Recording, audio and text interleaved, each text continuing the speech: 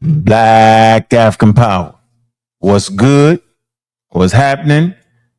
A well-organized lie.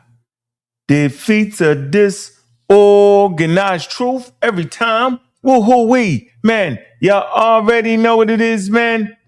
It's God killing the house.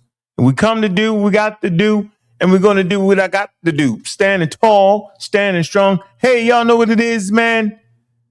Bobby banging this bitch. Man, y'all see that, man? That's a live debate right there. That's going to be live. 2275 3rd Avenue, Harlem, New York. Yeah, man. And then we also got the Zoom, so you can do it both ways, man. So y'all friggin', what's going on with the title of the show? So since they're going to be in there debating about Egypt and all that, I felt like I need to stretch my arms and poke my chest out and show y'all what scientific literacy really is. When we talk about the ancient Nile Valley culture through the eyes of science and anthropology, man. And if the people that's talking to you not doing that, they outright scamming. Now, if you want to talk about the elders, the field was starting to shape up, and we understand where they was at. Looker shit was in full effect. The eyeball test, the whole 9 yards, the fighting against racism, white supremacy, the whole thing. The Egyptians is white people coming from Sumeria, Mesopotamia somewhere. The invading race theory, all these things was on the table, man. And y'all be acting like great Africans didn't come and make that change. Y'all be acting like great atheists didn't come through and teach accurate history, because they actually did. Hubert Harrison, he's the first person in Harlem to be standing outside on a soapbox and having like 1,000 people watching him, man. And so when I went to Harlem for my first time back in the day, I'm standing on the shoulders of Hubert Harrison. And the lights was bright outside across the street from the Apollo. Sarnetta had paid to bring me in.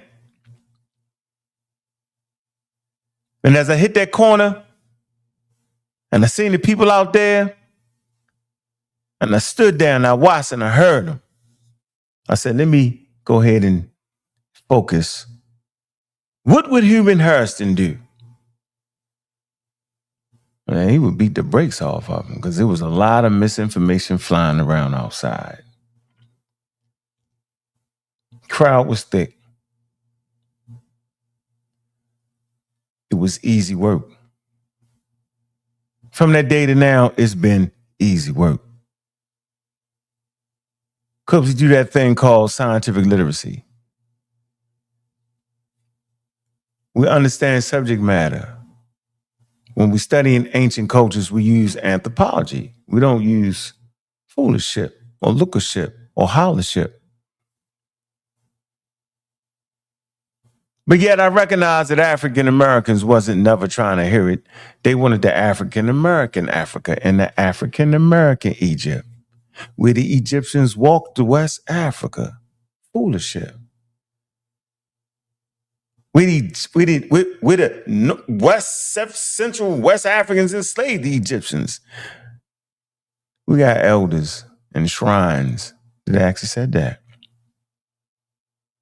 African Americans have the right to make up their own thing, but they don't got a right to act like they didn't make up their own thing. So when we talking about ancient Africa, and we talking about Egypt, and we talking about Kemet, accuracy is important, because we claim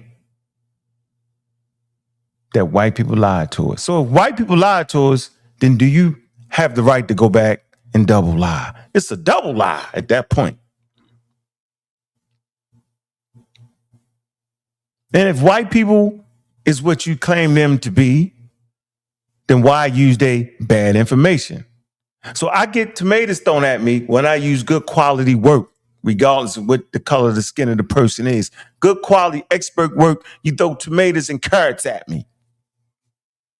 And so they made a statement today about Jabari, as if I'm stunting Jabari. I ain't stunting no damn Jabari. You won't debate Jabari. I was like, no, but you won't debate me. And I'm talking about a Saw 7. It's like, but you won't debate me. So I was thinking, why they actually think Jabari can get with me? Why they think that? And I figured it out. We still in our infant stage. And I get it. Where we think that if a person pronounce every word right, then what they're saying out their mouth is right. That's not true.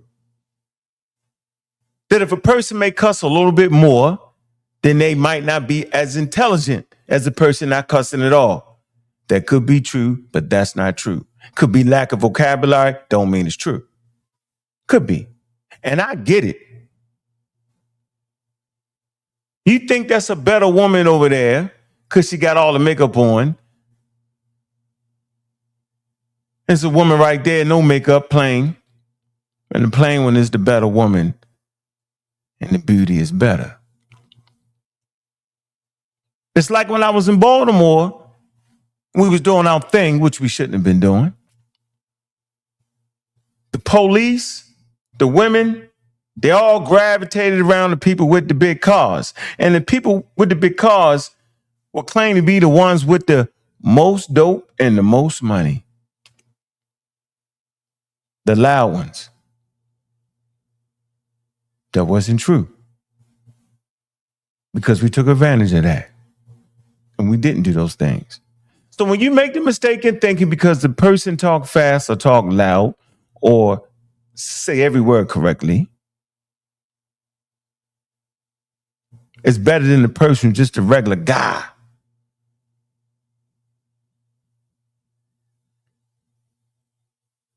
That's my ultimate weapon right there. So while y'all pronouncing every word straight, your comprehension is trash. While y'all speaking super proper, y'all getting beat up by science. So we're going to do this thing real quick to show you why Jabari ain't never debate me. Why would he debate me? Go back and look at our conversations. Write down some things. Take your time and see who was saying the right things. Now, of course, I can speak proper language, and at times I mispronounce words, but so what? But I can talk that talk and walk that walk. That's why I'm telling Reggie for this debate right here, man, calm down, bro. Because the greatest weapon Jabari got is his poise and the way he's speaking, the way he commands the audience. And if you up there yelling and screaming and being outwardly mean, then the crowd going to turn against you. The crowd already against Reggie. He's not the best orator. Jabari is the better orator. So make sure y'all get them tickets and get this debate. So I'm going to get back to what point I'm trying to make. Hit the link. It's going to be in the bottom of the video. Get your tickets. Get there early. This is going to be a good one. But don't threaten me with Jabari. And this is the thing I hate the most. How the hell am I hating on Jabari? That's another trick. I'm not a hater. I'm a participator. I participate in conversations. I don't hate. And so I'm expecting this.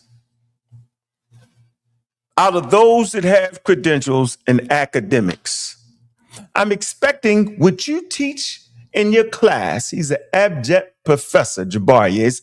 The same thing you teach in your class, I'm expecting you to teach that to us. You see how I'm speaking correct English? Because I can do it. Don't get me effed up. I actually can. But the same thing you teaching at the university, we are expecting you to teach that here. We don't expect you to twist it and turn it. We don't expect that out of you. And so when I hear it, and I know a lot of y'all can't hear it, I'm like, yo, why you scamming? You know you're not teaching that there. And that's always my issue, that he won't say the same things that he's saying at his university to y'all. Because you know why he can't do it?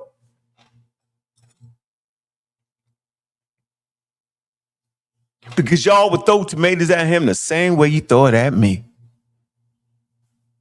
Remember, I'm the non-believer and he the believer. And if he say the same things that I'm saying, then he would lose his whole congregation. See, I don't got them rules and regulations. I'm right here with the people. I don't got all that. I don't believe none of that. So I can call it what it is. I can say when it's literal. I can say when it's symbolic. I can do all that. I ain't got to go outside and pour no water on the concrete in New York City and howl out libations. I ain't got to curtail, quote unquote, Egyptian ceremony, Egyptian sacrifices, and act like they ain't do it or we don't got to do this. We're going to do. I don't got to do none of that. See, I understand Africa through its cultural, traditional lenses. And within that African culture, traditional lenses,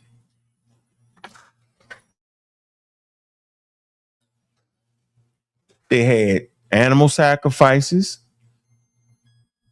They had hunter-gatherer traditions. They had temple traditions. The most important thing about what I'm talking about is that they did not or was not under the yoke of colonialism, y'all. And it's that piece right there that none of y'all scammers can get past. Y'all can't get past the fact that the Egyptians, or before they crystallized into Egyptians, were slaves to nobody, specifically people from Western Asia or Europe. They had their own ideas, their own concepts. They had their good, they had their bad, they had their right, they had their wrong, without no help.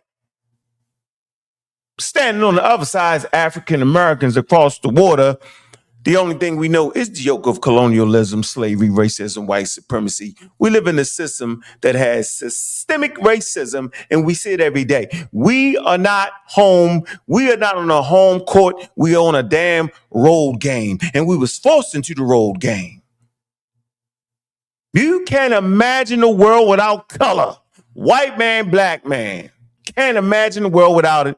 It's unfathomable. So when you look to ancient cultures, all you see is the color of their skin, not the merit of their culture. You see it through the lenses of racism, white supremacy, not through African agency. And that's where I'm always win, because I'm always let the ancestors speak.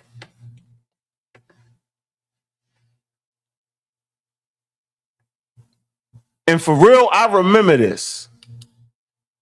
From the bottom of my heart, when I'm in these conversations with these dudes, you know what I realize? These ninjas can't read. And you know they can't read because they always, and I mean always, miscombobulate what they talking about. And they always misconstrued. We would have, as is, this can it mean black, this though? They can't read. They can pronounce words, but they can't read. Now, I ain't saying Jabari can't read, but man, he be playing in between. What we talking about? Them niggas can't read, y'all. They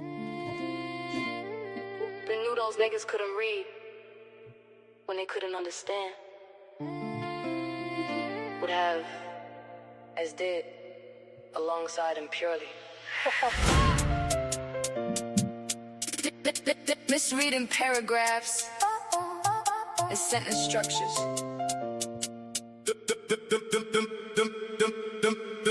Them niggas can't read, they bluffing. Talking super wild, ain't nothing. You playing, I'm guffing. Acting aggressive, bluffing. While you playing, I was hustling. I've been retired cattle rustler. Mills off the muscle. Them niggas can't read, they bluff. Talking super wild, ain't nothing. You playing, I'm guffing. Acting aggressive, bluffing. While you playing, I was hustling. I've been retired cattle rustler. Bills off the muscle. Them niggas can't read, they bluffing. Reading comprehension causes tension. I'm top notch, you benching. Them niggas can't read, kill conversation. I'm sitting back embracing constant winds, y'all bitches glazing. Ignorance profound at the forefront conversation. Them niggas can't read, they bluffing. Talking super hard, ain't nothing. You play them guffing, acting aggressive, building nothing. You vote Trump, hating, top debater, knowledge generator, Mount Olympus. We built this, them niggas can't read, gifted. Now I'm pissed, you did this. Shooting, you miss, can't hit this. Your 5th grade reading did this. Book reading, kill this. Now read this, what's up with the fakest? Them niggas can't read, they bluffing. Talking super hard, ain't nothing. You play them guffing, acting aggressive, bluffing. Them niggas can't read. But what's the reason they chose greed over reason over intelligence? I've been relevant, believe me. Lions can't read, feel penitentiary, but I stay free, stay slick on the John Wick shit, and I'm loud on the mic with that stem grip. Pseudo killing till the day I die. Them know why. Most get high, but I stay fly. Never less than the guy. Rather stay sober than high. Keep the rocket from pockets. Check the document, been rocking it. Filled all requirements, wild environments. Still pull blicks, shooting that science shit. Them nigga can't read, die and breathe. They smoke, spray weed. They smoking trees, bend knees. It be what it be. Them niggas can't read, it be what it be. They die to go to hell. Now free, it be what it be, never mattered to me. Always could read, yeah niggas can't read, yet they breed. Kids that can't read, fill the prisons, just up, cut, running around, doing stick-ups. I'm too quick, pull blicks, stem, hit, staying on that science shit. Them niggas can't read, Live in America, land in the free. I keep it on me. I pull blick, slick, protection shit. Stay on that science shit. Them niggas get what they get. Them niggas can't read, it be what it be. Stay on that science shit. Them niggas can't read, Them niggas get what they get. it be what it be. Stay be on what it that be. science shit.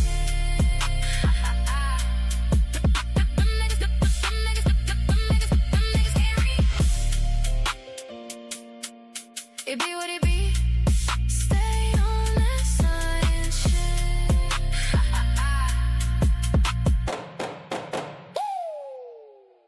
Man, look, man, I'ma always beat them up, yo, because them niggas can't read. Trust me, yo, their comprehension is gone. Man, I had to get into this, man. I like this, man. You know how we doing it, man. I'm gonna start it off like this. Let me show y'all something, yo. That's why they really ain't trying to debate, period.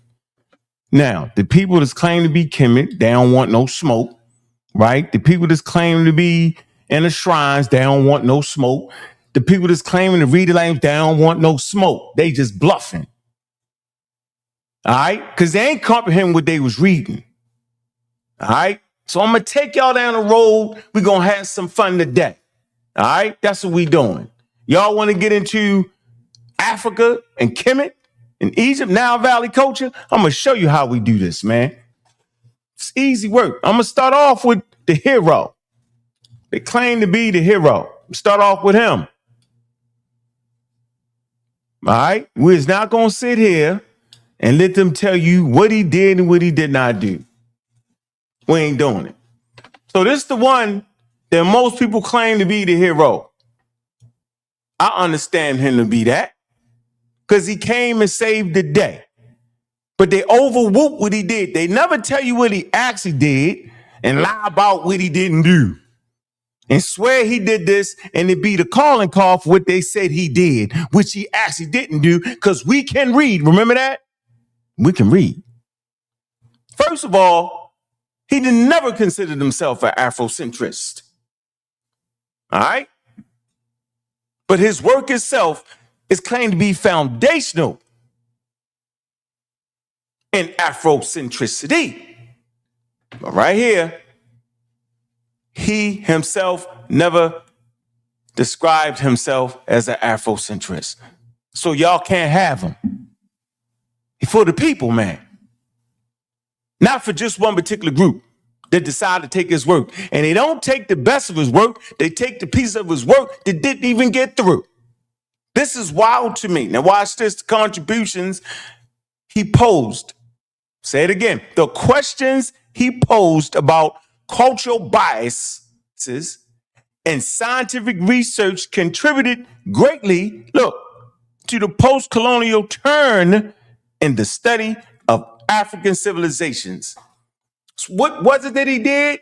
Man, he posed questions about cultural bias in the scientific community, y'all. How crucial was that? All right? And his contribution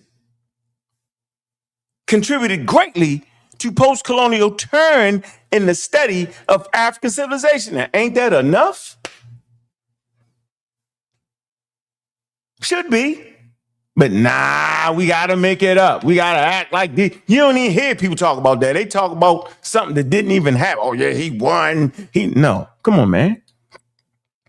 We get right here. His career. All right. What about his career? Right here. 1974. The community lied about this symposium on a regular basis. They'd get up here and act like they didn't, but none of them actually read it because them ninjas can't read. Comprehension is gone. Now, look, specific areas of disagreement at the 1974 symposium related to the hypothesis that the earliest Nile Valley population was ethnically homogeneous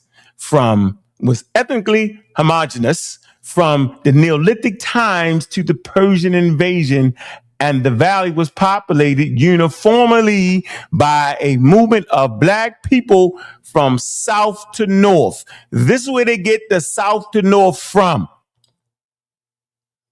They get it from Diabs.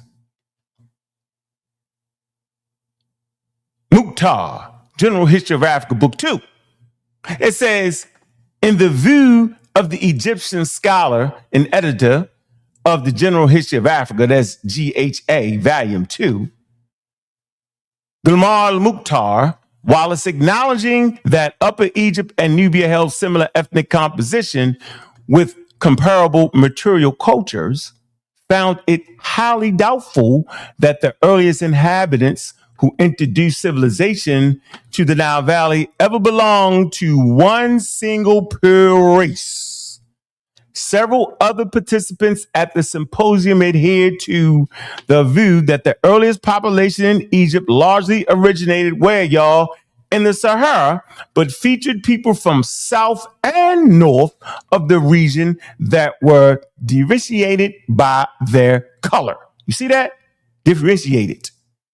So there's different color combinations in the Nile Valley, and it's not what Diop said at the Cairo Symposium. And I just read what he said. He said specific areas of disagreement. This is what they disagreed in 1974 related to the hypothesis. What was Diop's hypothesis?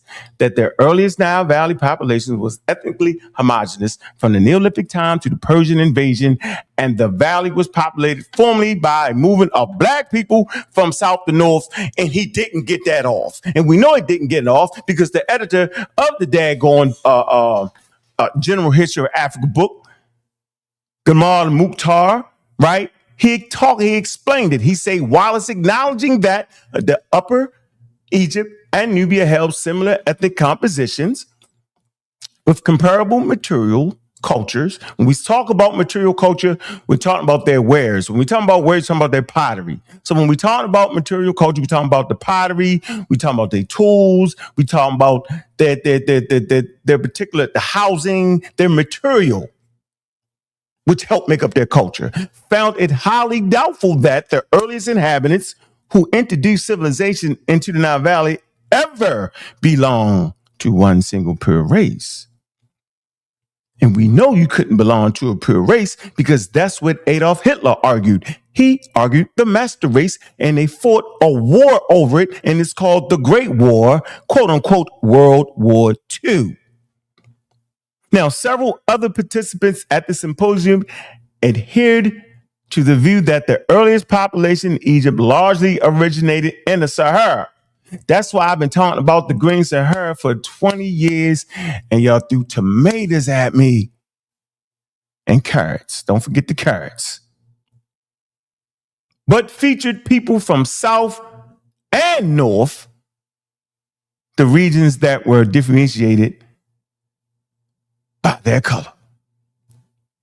So why would the community lie? Why would people like Jabari and them say anything other than that? Because they got an audience of African Americans that all they know is black, this person, black man, black. They don't know nothing else.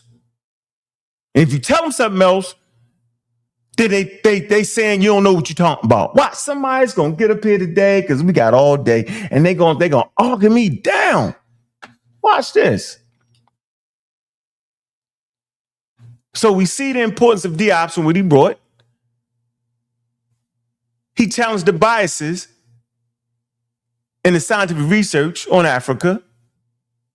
He also did this.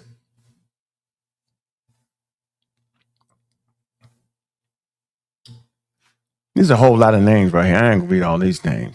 Other African scholars in recent values, including, I ain't reading all their daggone names, about 10 of them. Look, made favorable references to the intellectual influence of Cheikh Anta Diop's in explicating bias in Western scholarship. And serving as an early figure in constructing, look, y'all, a multidisciplinary approach. So look, Diop's in explicating bias, like getting up out of there, in Western scholarship and serving as an early figure in constructing a multidisciplinary approach. That's why I be beating y'all half to death, because I use different disciplines to talk about Nile Valley. All y'all do is grab some artwork and say, that's black person. Bananas. It say with a particular emphasis on a scientific methodology towards African history.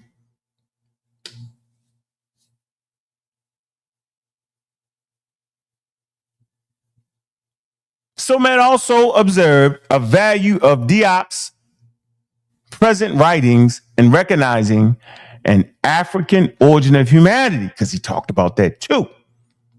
An early Egyptian civilization by the middle of the century. So he brings in interdisciplinary approach that nobody act like they know about. Nobody talks about that.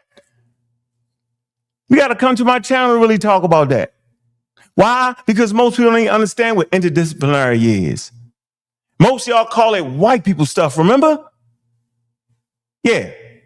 Archaeology. Okay. You study the bones. You study the material culture. You study the language. All this is interdisciplinary studies. These are different branches. Did you find in anthropology? And that's why that debate that's going to be going down is going to be interesting, because none of the two brothers, right, have degreed in any of those disciplines. But yet y'all think that there's an advantage with Jabari because he is a professor. No, he's not a professor in Egyptology, nor is Reggie. So they're on the same playing field. Y'all don't even understand the value of education. And then when you do think you understand education, you overwhoop it. So that debate is evenly matched. Y'all just don't know it. Now, Reggie will say different and Jabari will say different, but from my eyes, and I'm always looking at it from the lens of science, it's evenly matched. They both gonna throw some pseudoisms in that, and we all seen them do it. I'm judged by staying by the rule of science, even when it don't go my way, but everybody ain't on that. So interdisciplinary study approach, Diop's, is early one in that. Not the only one, but he's early in that. That's why they say they had so much information that they wasn't ready for it, because he brought different disciplinaries to the conversation. And he also challenged the scientific quote unquote bias in quote unquote scientific research, the cultural bias. Here it go. So why ain't they taught y'all that? Why it takes so long? It's damn near 50 years. Go to the websites. They ain't going to talk about it. Well, they might be scrambling these days. to try to put it on there, but they make something up about how he won and how he proved the Egyptian was black and how he proved the name was Kim. And they do none of that because they didn't read it, because they can't read. And when I say they can't read, I don't mean they can't read the sentences. I don't mean they can't pronounce words. I'm saying they're not comprehending what they read. And then for the most part, they're not even reading the things they're talking about. That's what I mean when I say you can't read. Don't take my words and twist it. So we right here. Now we see exactly where we at. Now, let me play this video. Since all y'all want to play the game, the Egyptians is black and don't know the difference, and the Egyptians call themselves black people. But let me bring to you an expert, a sister. Let me bring her to you. Deborah Hurd. She's in charge of the Leo Hansberry Foundation. Now we cooking with hot grease around here. Now listen to this sister. Y'all will ignore this sister. You will act like she don't know what the hell she talking about, but she is an expert.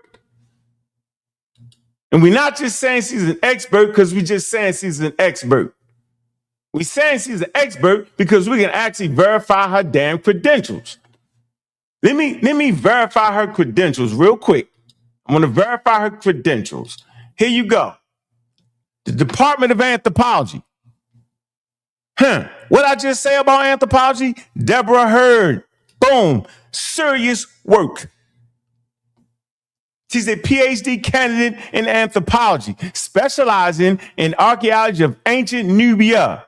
She has also studied ancient Egypt history and language extensively in the Egyptological section of the Department of Near Eastern Languages and Cultures, y'all. And watch this, and the very fact that there is a Department of Near Eastern Studies was also part of the daggone problem. But Diop's changed all that, but we still see it. But we got a sister that look like me and you that's in there studying. See what I'm saying? But y'all not going to listen to her because she's not going to say what y'all want her to say.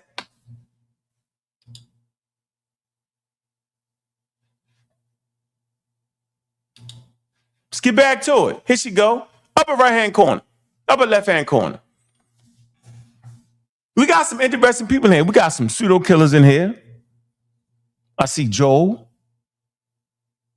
Got some Magi archers in there. Robert Brown. We call him Robert Clown because he presented blurship. We got Smash Rockwells. We got Chilimbe. So we got 2-3 pseudo killers. We got Chilimbe. We got Brendan, pseudo killer. We got three pseudo killers in there and 2 Magi archers.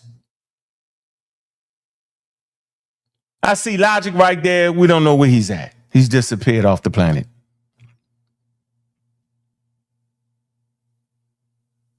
But they sitting amongst experts.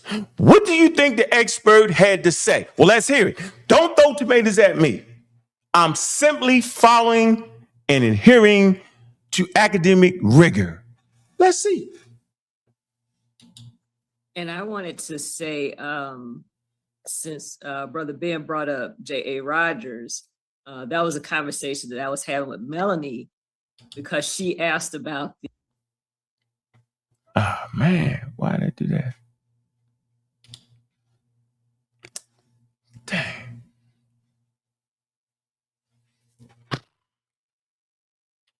Hold on. Why did I do that? Let me get back to it. Hold on, man. God dang. Come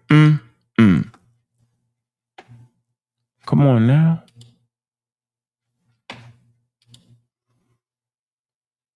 Do it like that. Man, yo, why is it doing that? Let me. All right. Let me get back on it. Hold on. Thank goodness I got the timestamp on my phone. Thank goodness. All right. Okay. Y'all, can y'all see it? Can y'all see it? Put a 1 in the chat. Hold on. All right. Hold on, give me a sec, man. Put a 1 in the chat, man. I'm gonna get through this real quick. I got 7 slides. I'm gonna let everybody up on the panel. Let me get to the timestamp real quick so we can play this. And I'm gonna set the clip up for y'all. She's gonna talk about sub-Saharan African, and she's gonna talk about the word Kemet. These are all the things that everybody ignored on purpose. Right? They're going to get up here, going to start talking about other African people that call themselves black. They're going to do all that, but address what the experts say they look just like them. And then they're going to talk about, I picked the white people. They do all that, man. They talk around it, bro. And they do that willfully on purpose. Yeah, I'm telling you, don't nobody want to debate me. Debate me for? Why would Jabari debate me? What are we talking about? That wouldn't even make no sense. He don't want that smoke. He in the shrine. He a believer. What we going to do? Argue over what we believe, what we don't?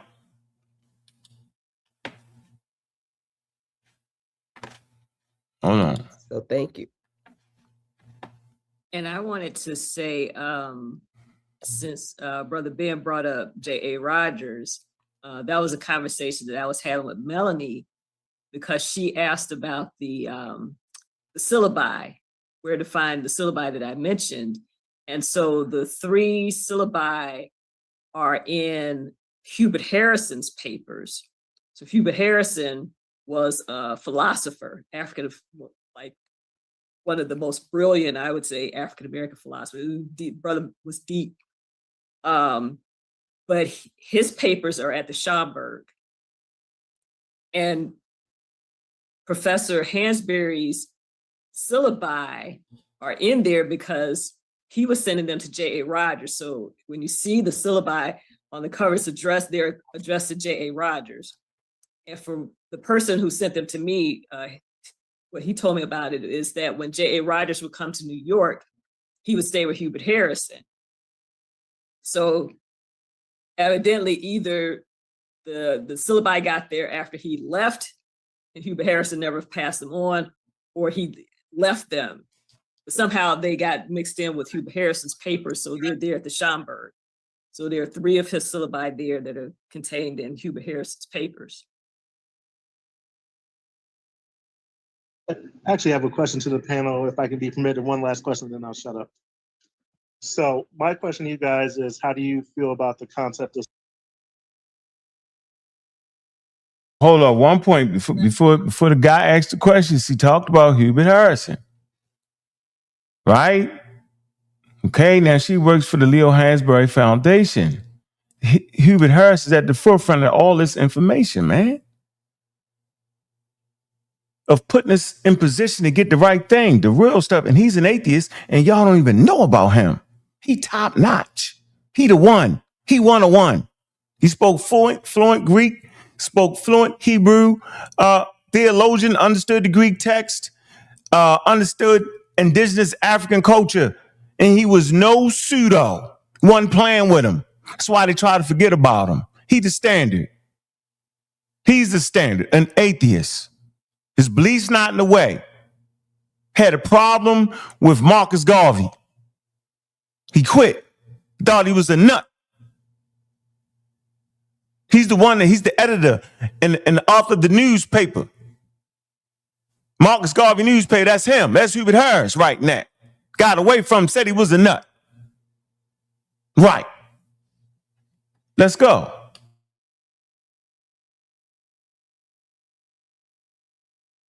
Now, he's about to ask a question. Listen closer to what the question is.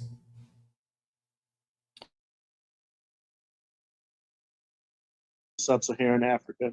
And the reason I ask this question is because usually when I'm talking about Africa, I try to avoid that term as much as possible because I feel it's put such a mental block in people's head that everything related to Black people is below the desert, as if the desert has always been there and Black people somehow never figured out how to cross the desert that has not always been there. So, and it bifurcates African history because in that conception, there's also the belief that tied to sub-Saharan Africans is African inferiority. So Black people couldn't have anything to do with ancient Egypt, ancient Mauritania, just all of North Africa like it's on some other planet. So for you all as academics, how do you navigate around that concept if you use it? And if not, what is your alternative when you're teaching to your students? I tell people don't use the term. Exactly. Exactly. You can find about 3 videos on YouTube where I tell people not to use that term. Exactly. I tell them not to use sub-Saharan Africa. I tell them not to say the Black Pharaohs when you mean the 25th dynasty. There's one other, I can't think of it. But yes, definitely that's sub-Saharan. Mm-hmm. And I say because you don't say supra-Saharan Africa, you say North Africa. So if you mean the Africa below, then you should say, I mean, Central Africa or South Africa or West Africa, East Africa. Don't do that, you know, because the sub part is also, you know, like they say the dog whistle, people hear the sub, it's like subhuman, sub-intelligent, you know, there's that is part of the language that gets encoded with sub-Saharan. So so I tell people that if I'm giving a public lecture, I go through that terminology. Do not use sub-Saharan. Exactly. Plus the term doesn't even show up until the 1950s. And one of the things that we often fail to do is look at the origin of ideas.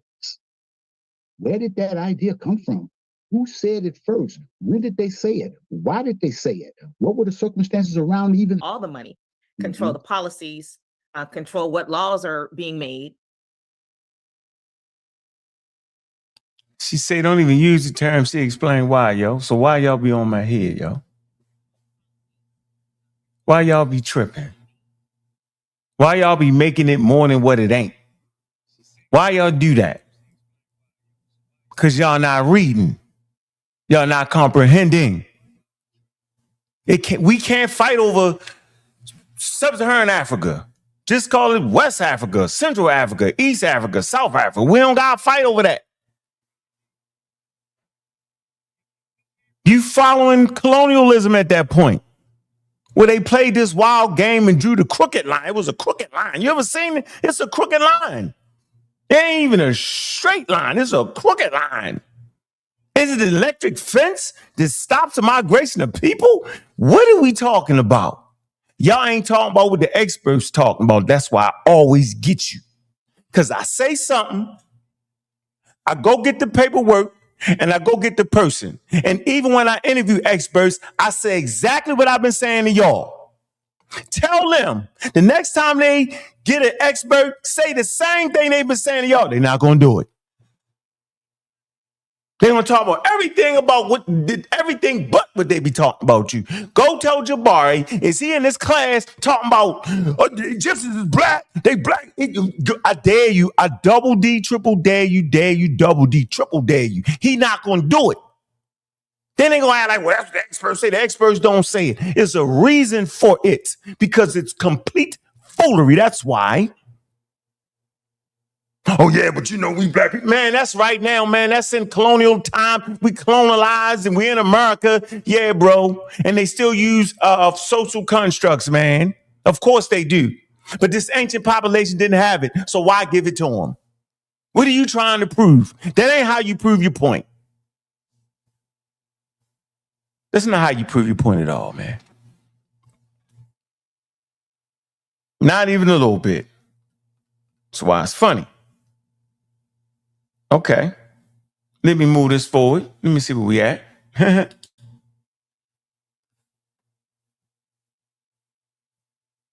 I think let's see. And also that other identity opens you up to political marginalization all the way up to violence.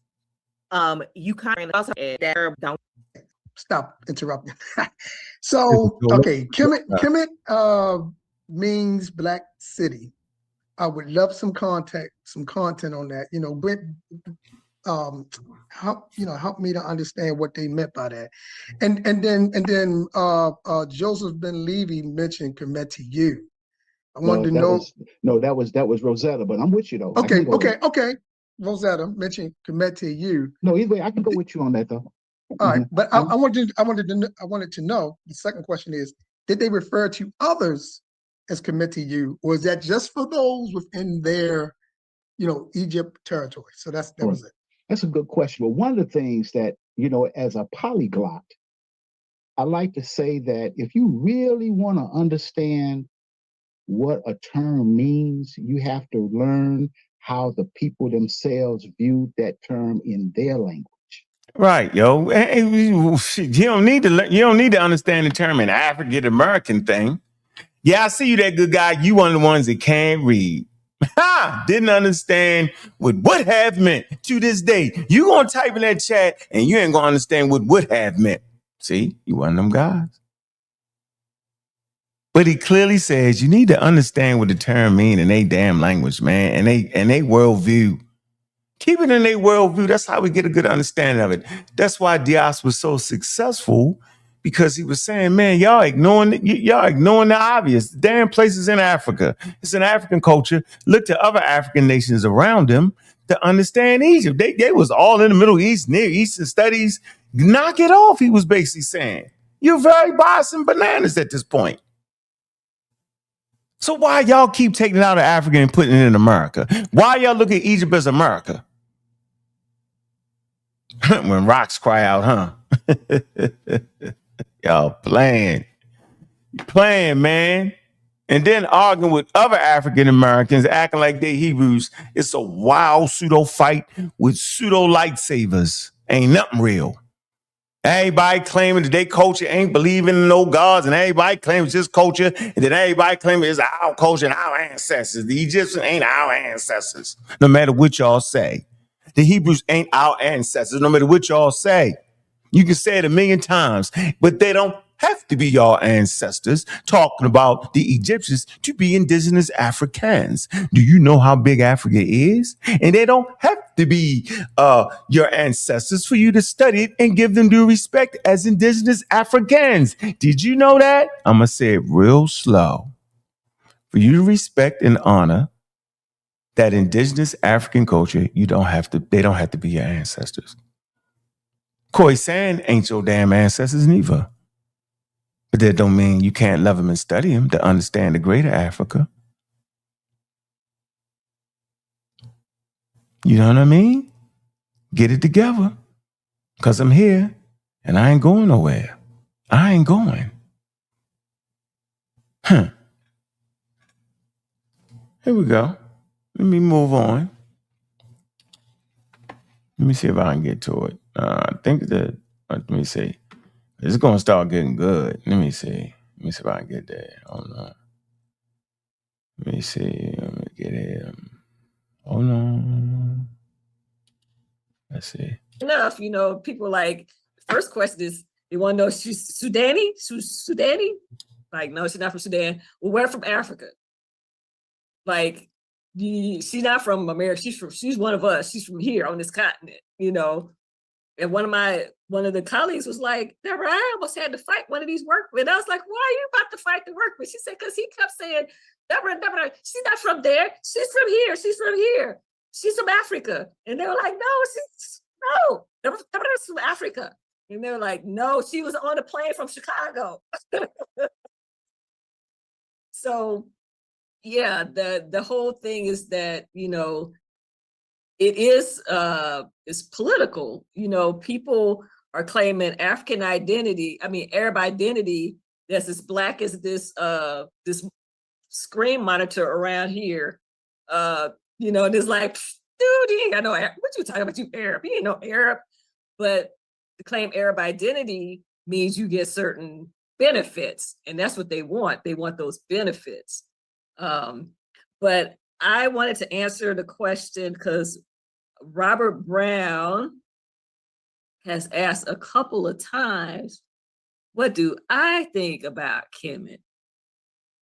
Meaning the context of the term Kemet. Oh, so my thing is I am about origins, and I am engaged in some long-term background study on things. And I know that that burning ember references Black. But what does it mean in relationship to the town mark? And so for me, that's a long-term research project for me. I don't believe in racial terms in the far ancient past. And I don't talk about the Egyptians as being Black. I move away from that. That's one of the other things. So we were talking about terminology. I talk about African because I situate ancient Kemet as a society that grew up on the African continent after Homo sapiens evolved and began migrating. So being on the continent for 300,000 years plus years, there are a gazillion different ways to be African. What we consider Black, different ways began migrating. So being on the continent for 300,000 years plus years, there are a gazillion different ways to be African. What we consider Black is a creation of this modernist, racist society that has developed as part of the whole capitalist enterprise. But so when I talk about the people of ancient Kemet, I call them Africans. Because it's like, now for some modern Egyptians, when you say African, when Zahi Hawass will bust a blood vessel, because for him, African means one type, and that's the dark-skinned West African. He can't conceive of the whole continent containing African people. But when you have been on the continent for 300,000 years and you've been migrating and mixing and combining DNA, there are so many different ways to be African. So so long story short, I'm still, where did Robert go? Is he still on here? Oh, there he is, yeah. So that concept is something that I'm still working on, because I want to see how the archaeology and the migration patterns, how all of those things combine together as an explanation, because I'm really interested in a lot of concepts from about their origins. So that's my take on Kemet. I like that. I like that, and you're quite right too, because what we're fighting with is the battle with white supremacy, a battle that they didn't have to deal with, and the fact that, you know, as in some of the research that I'm doing about the different representations on the monuments of different types of Kushites, you know, who weren't identified as Kemetu. They had their own name. They came from a particular place. They had their own kind of thing, you know, but I do understand the nature of our battle with it. But we have to be careful, because we have to know all the arguments around it. You know, it's not just one thing. And by understand, and in fact, I would even argue that Sheikh Anta Diop and Obenga understood that too, because of how they came at the whole question. And of course, those of you who've been there, and my time that I was there, one of the first questions I asked Dr. Yusuf Fado Hassan was, I asked him, who were the Mahas? No, I asked him, who were the Nehesiyu and who would they be represented by today in the Sudan? He said the Mahas. And I said, that's interesting, you know? And it led me to trying to look at some other types of things, but he never said Kemetu. He's talked about the Mahas, he talked about these other people, Fiducia and so forth, and there are many, many of them who all are related to what we might collectively describe as Kemetu.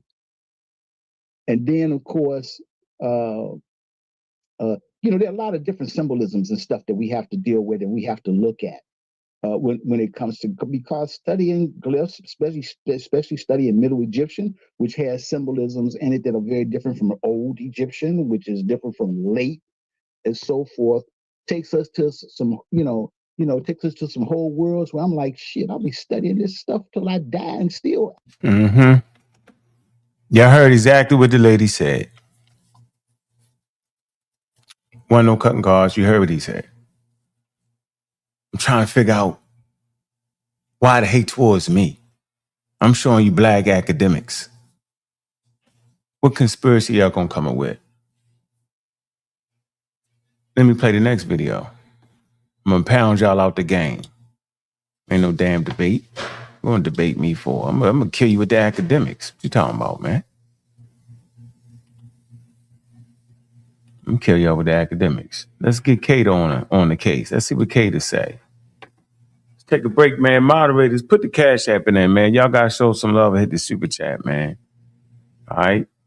And for the record, I want y'all to let me see. Hold on. 1 second. I got that there. Let me see. Got that there. Drop the Cash App in there, man. Show some love, man. We cooking with hot grease right here, right? All right. And we showing our position here. Our position has been real solid for at least 15 years. And all this black talk is foolery talk. Black talk is for us, African Americans. We black and we proud. The Egyptians wasn't black and proud. It wasn't that. They was indigenous Africans. Their culture was indigenous to the area. You can't even understand Egyptians through the lenses of imperialism. You can't even understand Egyptian culture by saying they was talking about their black skin. Then you won't understand their religion. You won't even know how they got their religion. They didn't look at each other and say, "Oh, the black is the cream." They didn't. They looked at the soil. They looked at the flooding of the river. They looked at animals dying. They didn't have scientific theories. They looked at the animals dying and they see them get washed up on the banks as this dark soil degraded. And they seen that out of that stuff grew Osiris, the green, the life-giving principles. So they seen the death and they seen how death gave rise to life. And that simple depiction of the black soil, of that mud that flooded annually. It was flooding for 300,000 years, ladies and gentlemen. So people have been living on the river for 300,000 years, and their religion come out the black indigenous soil of the river. It don't come out to looking at each other. The hell, at that point, everybody looking like that. But that geography, that topography is specific for the Nile Valley itself. And other people that came in seen it was a stark difference, and that's how they knew. And those people that live near that geographical feature, right, call it the Kim. They didn't say the black soil, right? We getting away from that. They didn't have to say black soil because they lived there. They knew what it was. They knew it was soil. They didn't have to say it. So they never said the black soil. They said the black. And they knew what it meant. Now, you might not know what it means because you have been under the yoke of colonialism. And you think when somebody say black, you think they saying black people. But back then, they just said the black. And they all knew what the hell they was talking about. The black what? The black soil, from where we get our religion from. Life, death, and resurrection. Remember, they got the earliest account of talking about heaven and resurrection. It comes from the soil. And how things that they presupposed was dead because people drowned in the river. Crocodiles ate animals in the river as they tried to pass through the river. And they died. And they seen this death. We all see death. But then they seen annually, they seen that they presupposed was dead flushed up on the river. That's dark soil. And out of that dark soil, things grew. So they seen life and death right there on that river. And out of that, they get their indigenous religion. And so understanding the cycles of the river and the black soil will help you understand this indigenous culture that derived their religion from the river. And when people be trying to say they Mediterranean, they making it up. They can't be Mediterranean because they never deified the Mediterranean salt sea. They called it the Great Green, but they never deified it. Why? Because in the earliest of days, it was not essential to their survivability. That's later on. So the ordinary religion is in the river, in the soil, ladies and gentlemen. This is how hunter-gatherer tribes derived their belief systems. It fed them. They ate from the river. It was essential for survival. The fresh water. Humans drink fresh water. Food, clothing, and shelter. You don't survive off of looking at each other dark skin. There's no survival there. Hey, dark skin or we live. Shut up.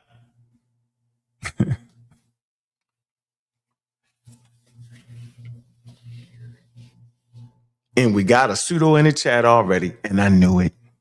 Because they can't handle it. They can't handle what the expert just said. They will forcibly go against her. Let's move on. Let's hear what the experts have to say. When the Mediterranean people first went into Egypt? When I talk about 60,000 years ago, there being no modern people in Europe, what I'm saying is the best evidence that we have for modern people being anatomically, what we call anatomically modern people in any part of Europe is at the outside 40,000 years, okay? And when you talk about Mediterranean people, we need to talk about that later on because as I have said and tried to say, Africans don't all look alike. So some of what you're calling Mediterranean people are just some more Africans, okay? Now you have to get your arms around that. And that's what that last slide was about with the PN2 transition, because most of the people there who have that PN2 transition, that particular gene, that genealogy in its derived form is M35. For example, Berbers are M35, M81. Those people don't look like Congolese, but I'm trying to have you understand that they are carrying genealogically, in terms of their male ancestry at least, they're carrying something that ties them to the rest of the continent and does not tie them to Europe, even though physically, externally, you may say, well, gee, they look like Europeans. You understand what I'm saying? So when you ask me, when did X, we don't use those concepts of Mediterranean race, Alpine race, Nordic race, all that, that's from another era. You know, it's descriptive. And in actual fact, you will find, you can find individuals all over the world who might conform to one of those sort of categories. You see what I'm saying? Yeah. So that's the same thing they say about being Arab. Arab is a culture, not a race. It means traveling person. Okay, but I'm trying to understand, what are you asking me here? Well, you asked me very specifically, you asked me, when did Mediterranean people get to Egypt? I don't know what you mean by Mediterranean, but let me repeat myself. African. No, well, there's more than one way to be African. There's more than one way to look African. There's more than one way to look Asian. There's more than one way to be Asian. That is what you have to, from my perspective as an evolutionary biologist, that's what you have to get your arms around. The people in southern India are just as Asian as the people in northern China, who are just as Asian as the people from the Eurasian steppes. You know, they don't look alike. And you measure them, they don't look alike. Okay. Yeah. Let me put it another way. For example, you have Elizabeth Taylor playing Cleopatra. Okay. That's what I'm talking about. Well, what do you mean? What are you talking about? When did that sort of look into Egypt? The thing is that, number one, who was Cleopatra? I'm asking you. Well, what I'm saying, Cleopatra was probably a Macedonian. Well, she was a Macedonian. From near Greece. Yeah. Yeah, that's what I mean. When did people that look like that go into Egypt? Well, I don't know about Elizabeth Taylor specifically, and you know, very specifically, but I would dare to say that within the Nile Valley, within the Nile Quarter, within super-Saharan Africa, there have always been people who were lighter skinned and straighter haired from 60,000 years ago. Always. They're not new. That's my whole point. In fact, I could make the argument that those kinds of characteristics actually originated in Africa. Yeah, that they didn't come from someplace else. Yeah. They're part of modern humanity, or they're part of humanity. And there's no reason to believe that they could not have originated in Africa. Incidentally, skin color can flip back and forth from an evolutionary point of view. We now know every 15,000 or so years. It's not the sort of thing that, you know, it takes 100,000 years, million years to live in one place. And skin color itself is not always an accurate index, even in current situations like in Brazil and Venezuela. It doesn't necessarily give you a proportionate amount of ancestry. You can have people with very fair skin, but actually have more, quote unquote, black ancestors than some people who are actually darker. So you have to be very careful about what you think you can quantify from that, again, based on science evidence.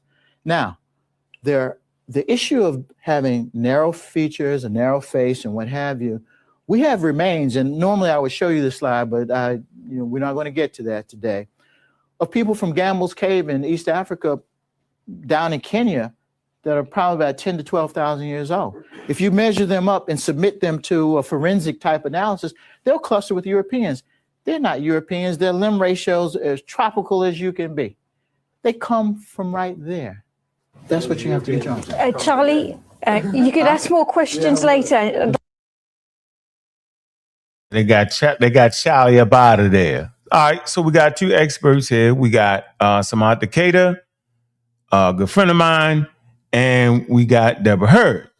All right? They both explained it.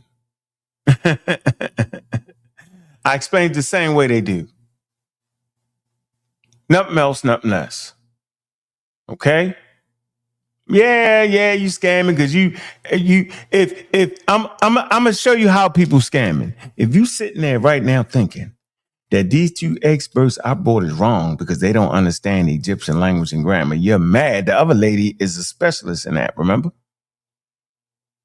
I showed the credentials. I brought experts that are expert in the language. So y'all be tripping. Point blank. You know why y'all tripping? Because y'all ninjas can't read.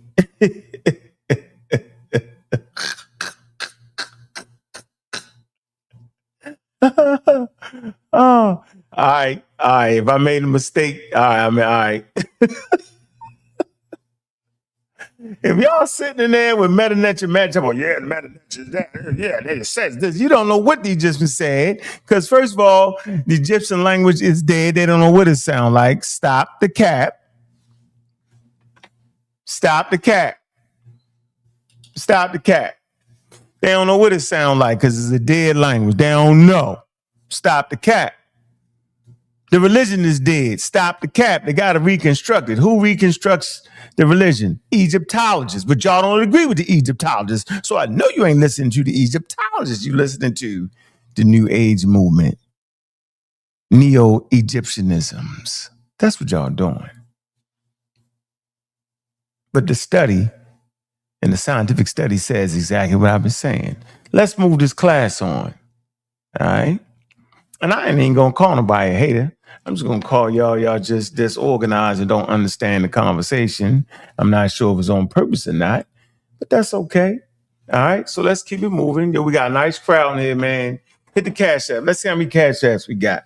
Get to this next segment. Let's see what we doing. Let me see if what we doing. Let me see if we showing some love or we just want to talk crazy and just talk crazy. Let me see what we doing. Let me see. Let's see. Let's see if we just in here talking or we going to show some love and then talk. Ghost, what's up, man? That's some love right there. All right. Got the one, need 4 more. All right, there we go, Ghost. Yeah, you keep them in the game. You about to shut it down. I don't want to hear you out. Why not? Hey, top of the evening to y'all. Let's go. All right. Bang. That's the bang. When they be talking about the population only came from the South, that's the cap. They capping. Yeah. And I've been knowing they've been capping for 20 years because I've been showing this for 20 years. Yep. A, B, C, and D. I wonder, do y'all realize that's a map of Egypt? I don't even think y'all realize that's a daggone map of Egypt. That's the shame part of the whole thing. It's a shame. I don't even think y'all realize that that's actually a map of Egypt. I promise you, yo.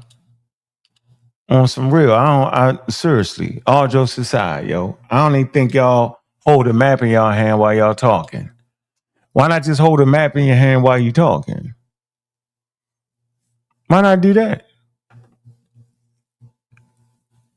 I'm gonna help you out, won't it? You get to fight with me, just hold a map. Yeah. Here, let me show you a map of Egypt, because I think y'all, that's a map of Egypt though, y'all. A, B, C, D. That's 4 maps of Egypt. The red the red dots. Look, that's A, B, C, D. That's 4 maps of Egypt. Down there in the bottom of it is the time periods. The red dots represent archaeological sites where people lived. Okay? They're not just in the south. Now, map A, at around 8,500 BCE, you see people deep in the south. You see them in Sudan, right? And you see them in Upper Egypt, right? But then you also see some more right there where that bend in the river is up there. You see people there, right? All right. But Egypt ain't started yet at 8,500 BCE. I know some of y'all want the pyramids to be 10,000 years old. That's the pseudo. We got actual archaeological sites, right? So let me show y'all a map of Egypt real quick here, all right? Because I don't really think y'all be running your mouth without reading maps, without looking at maps. Here, look, see? Here you go. Make it a little bit bigger for you. Here you go. The map of Egypt, y'all. There you go. That is Egypt. Below that is Sudan. All right? And I showed y'all this, right? See? See? Egypt. That's Egypt. So the population out of the Sahara came out of the Sahara in Egypt. Why is it that black islanders act like they came from West Africa in the Sahara? Because they're capping on purpose. I've been teaching for 20 years. I say out of the Green Sahara. I didn't know y'all was going to extend it all the way. You know, the damn Sahara is 1/3 of Africa. Do I need to put that up there? Do I need to show y'all the Sahara? I think I do. Yeah, y'all tripping. It don't even be me. I used to think it's God, but like, is it me? Is it me? Thought it might have been me. And I realized it ain't me. Y'all over there trying to scam, yo. Y'all over there trying to straight up scam people, yo. I'm tired of it, bro. Straight tired of it. Tired of the nonsense, tired of howling screaming. I ain't even howling screaming at y'all no more. Hey, yo, all that brown right there, extreme desert. All right, look, right in that middle, that's Sahara. Look, see? Right there. After the vegetation during the last glacial maximum. That is the maximum. That is an ice age for all y'all that's not educated on that. That's an ice age right there. Vegetation during. See that? All right. Well, again, it's Sahara. Look, all that in there is Sahara. Anybody, look, do y'all know where West Africa is on this map? I bet y'all can't even identify it, yo. Arguing with me, can't even identify it. Playing. Y'all gotta stop, man. We ain't even gotta argue. We can just look at the map, yo. We ain't gotta be like, we don't gotta be Christians and all that. Muslims read the whole Bible and Quran without a map and think the Bible talking about the whole world. You only think that because you ain't read it with a map. The only reason you think the Bible talking about the whole world because you ain't looked at a daggone map while you read it. Too lazy. Yeah, but we having this conversation. We looking at the map. All right. And you should know where West Africa is. Huh. Anyway, Sahara is 1/3 of Africa. The Egyptians come out the area that's in Egypt. 1/3 of Africa, Sahara. See, 1/3. All right. The Egyptians don't come all the way over here in West Africa. Don't come from there. Y'all tripping. They come from, here with the map again. They come from within the Green Sahara. They come from within Egypt. Ladies and gentlemen, if you did not know until today, the Sahara is part of Egypt. For those who didn't know. For those who read the Bible without a map. For those who talk about Egypt without a map. You get confused. You forget how large the Sahara is. Yeah. There you go. We shouldn't even argue that point no more, right? So now we know that if we look at this map right here, okay, pharaonic time is 5,300 to 3,500 BCE. That's map D. And you see populations all over that.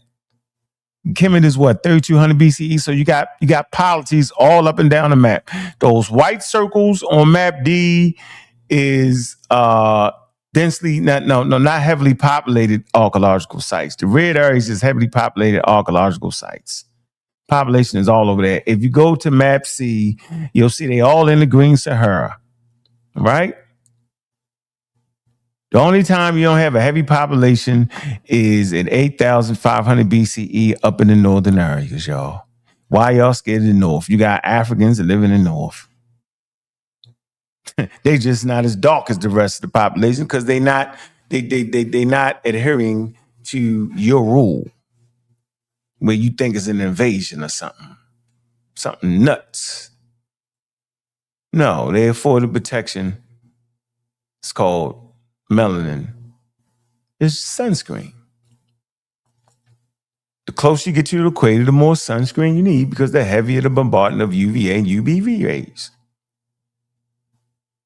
Supposed to be able to know this by now. Don't you argue with me for? It's crazy. I'm the good guy or the bad, whatever you want to call me. I'm at least got enough sense to know that y'all should have enough heart to look it up. So it's right there for y'all. All right? 8,500 to 7,000 BCE. They all in Egypt, though, in the Sahara. Y'all probably didn't know the Sahara was Egypt. That's what it was. Y'all thought the desert stopped before it got to Egypt. I know that's what y'all thought. And y'all thought they walked all the way over there. Yeah, because that's what the scammers told y'all. That's what the Kemetic priests told y'all.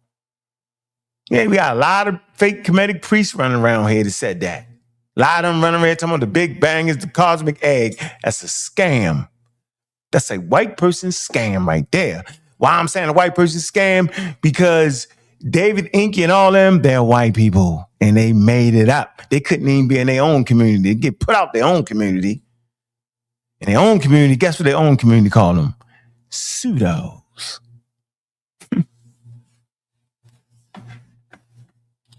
Yeah. Yeah, y'all see it. Now, why am I focused on that? I'm focused on that because I want to take you to something that I know you don't know, right? Right here. Look this guy up. Cooper.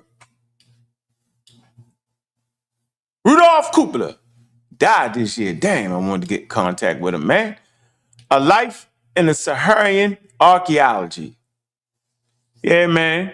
Union, what's this? International Union of Prehistoric and Prehistoric Sciences.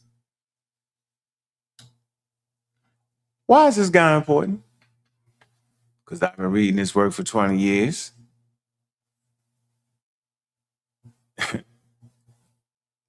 Serious guy. You couple him with him right here. Copeland. Why is his work important? I've been reading for 20 years. He's the one that figured out why the desert shifted. Is a geologist, climate researcher at the University of Copeland who specializes in the study of Eastern Sahara Desert and its climate history. 2017, he was awarded with the Communicators Award. All right, research in Germany. Yeah, he the one that they went inside the daggone Sahara, stayed for a couple months, couldn't leave because they had to helicopter them in there and had to stay with each other. Right, his team had to stay with each other, had to be able to fix the cars and all that. All right, cook their food, all kinds of stuff. And they said they walking through the Sahara with nobody there, of course, and they walking on fish bones.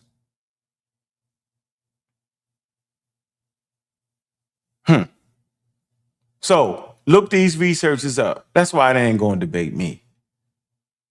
Because I have researchers tied to the things I say. And y'all can look it up. See, they call him, the Journal of Nature described him as the most devoted Saharan explorer of our time. Of course, if you're not mentioning him, then don't even talk to me about the conversation. You don't know about him. If you don't know about the lakes in the Sahara. Don't talk to me. 1 second. Give me 1 second.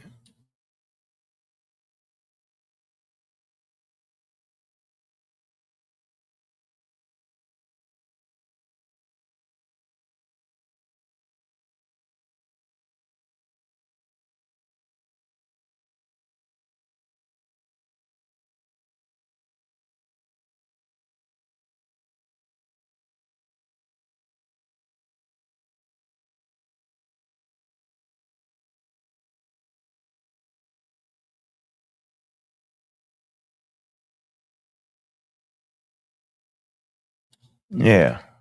So yeah, and then you can just go to his website. Got nothing to hide, y'all.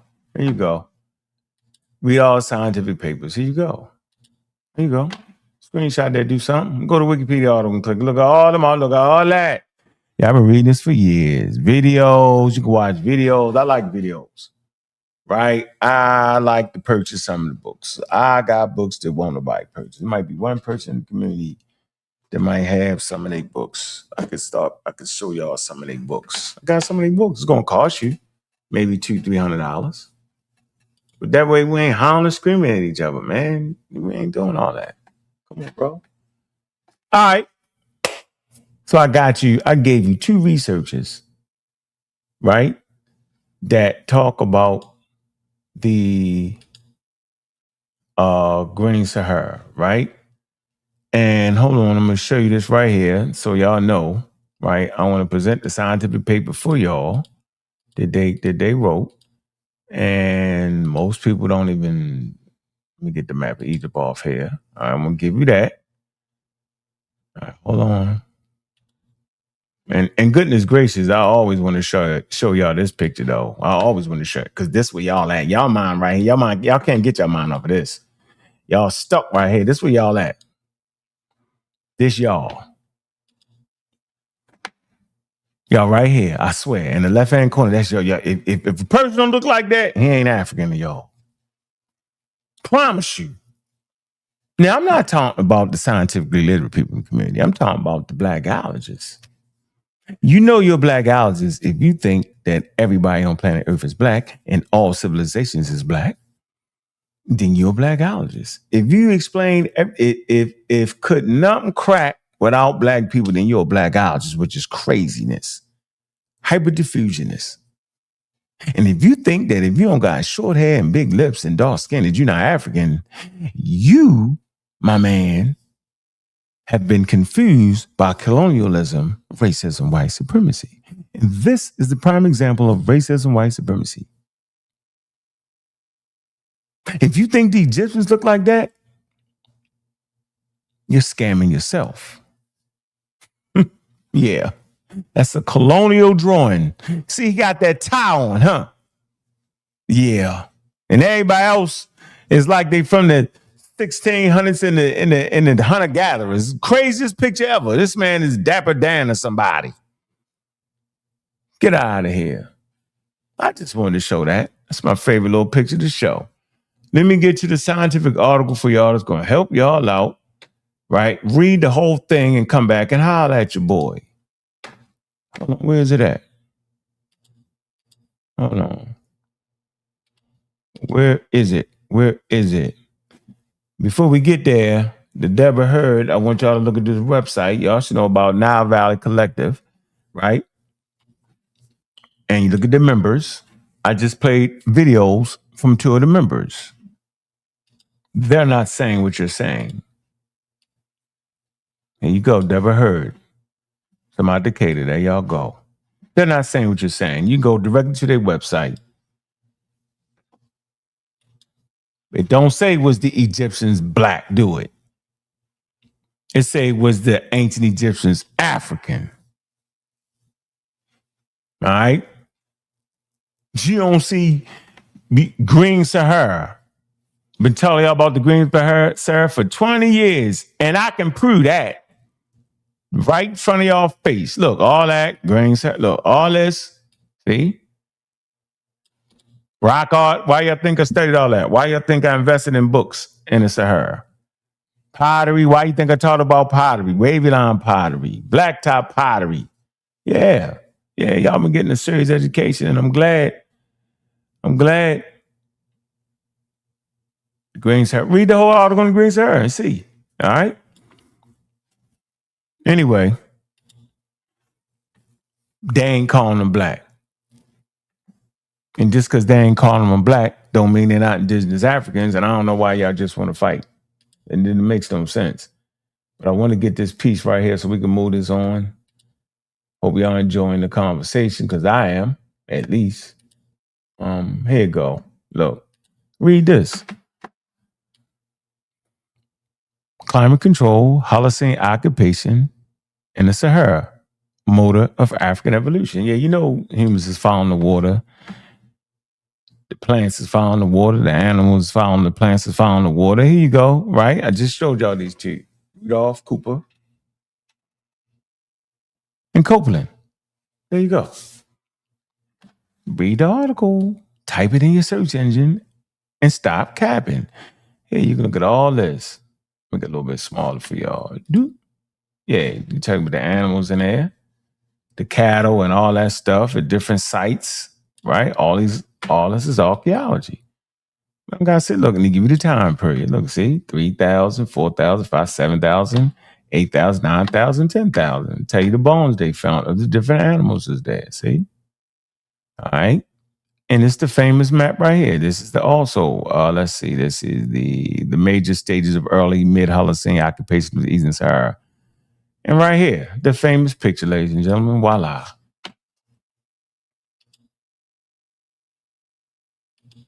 There you go. Yeah, I ain't gonna never scam you. You just read it under here. Read these notes under here. Hold on, read these notes.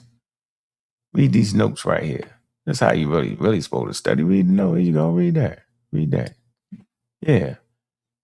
I know y'all can see it. This is definitely not in West Africa. I know y'all can see it real clear, right? I know. See what I'm saying? Mm-hmm. Yep. I ain't reading all the red dots. Look, I'll do this. I figured 3. Climate control, occupation of the Eastern Sahara during the main phases of the Holocene. The Holocene is a particular period, 10,000 BCE. It say red dots indicate major occupation areas. See? White dots indicate isolated settlements and ecological refuge. All right? There you go. I already knew that from memory. See? So, that river area, that line, that squiggly line, that's the valley, y'all. They call it the valley. Why is it a valley? Because the water that came through there created it a valley. Everybody don't live in the Kim and the Black. See, you got the Western Desert, you got the Eastern Desert, you got the Red Sea, yo. Did you know y'all had people living in the Red Sea? Have you ever studied the Pangrave culture? Yeah. Try that for a minute. Get away from the temples and all that. Most people don't even live in the cities. They live on the outskirts, practicing certain indigenous religions. That's how we know when you capping or not, because we study that. We ain't now. We're not temple centric. We're not Kemet centric. Where you stuck. Anyway,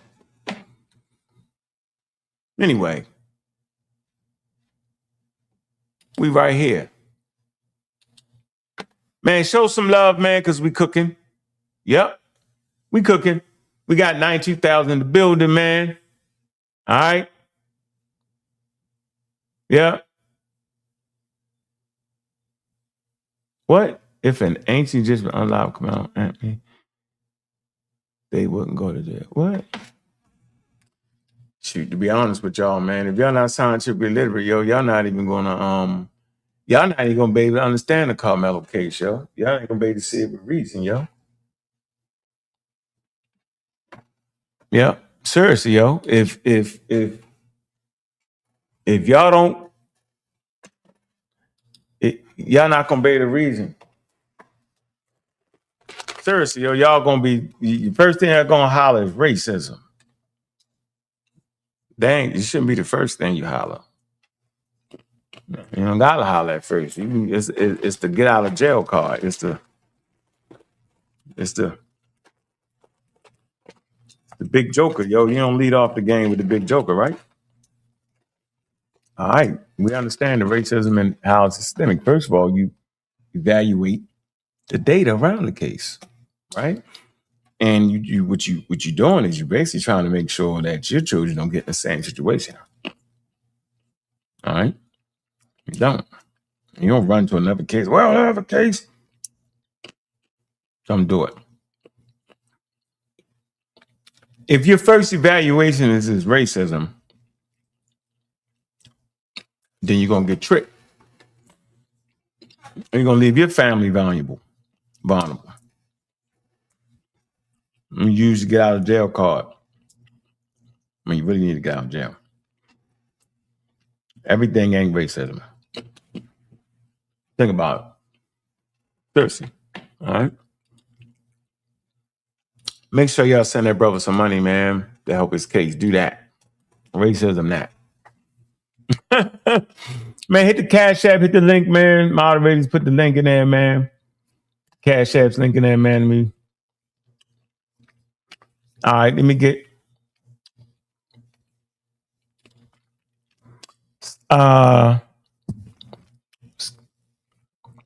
the super chat. John Winter says, does the Nile cross the Sahara? Could you have migrated from the south? Wait, does the Nile cross the Sahara? Could they have migrated from the south that way?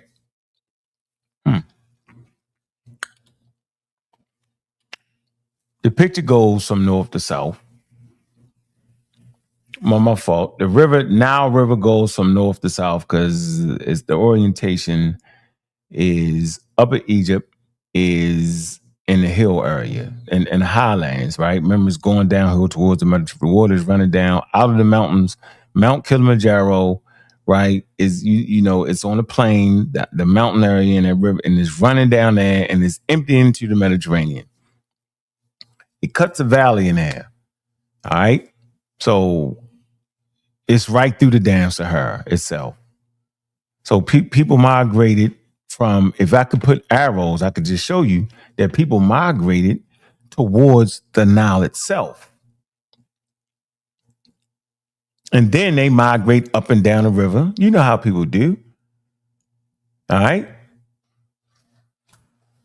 Simple as that. That's not that complicated. I hope that answers the question. People migrate from north to south, south to north, east to west. And particularly, they're migrating towards the Nile, towards the river. All right. It just so happens to be in Egypt already. But you know how big Egypt is? That's a lot. That's a hell of a distance for people who don't know where they at. So y'all thinking they know where they at. I don't know where they at. No, ain't no maps yet at 10,000 BCE. They just found the water. Yeah, they just found the water. For sure. Hold on. Show what I mean. Let me see if I can find something for y'all. So y'all don't get confused. Let me see. All right, let me do this. Let me show y'all something real quick. It's called the Cave of Swimmers. The Cave of Swimmers. Let me get that off. Let me get this off. Look, swimming in the Sahara. The world's largest desert was once a green Eden. Yep. And one day it'll be again. But see them figures right there? They're swimming. That's how they knew it was the Sahara. I mean, my fault. That's how Sahara means desert, but that's how they knew it was water there. Because you got people swimming and diving in water. Very interesting, right? And of course, y'all know who wrote this. You know who research they use, right? Here you go. See? All right. Look. Copeland and his colleague Rudolph Cooper. See? So anytime you talking about the Sahara, you talking about them two right there. You know, I'm talking about nobody else. Because one nobody else doing the work. A prehistoric rock painting at Wadi Sora in southwest Egypt depicts people swimming in the middle of the Sahara. This seems impossible, but 10,000 years ago, the region was a lake filled with savannas. There you go. All right.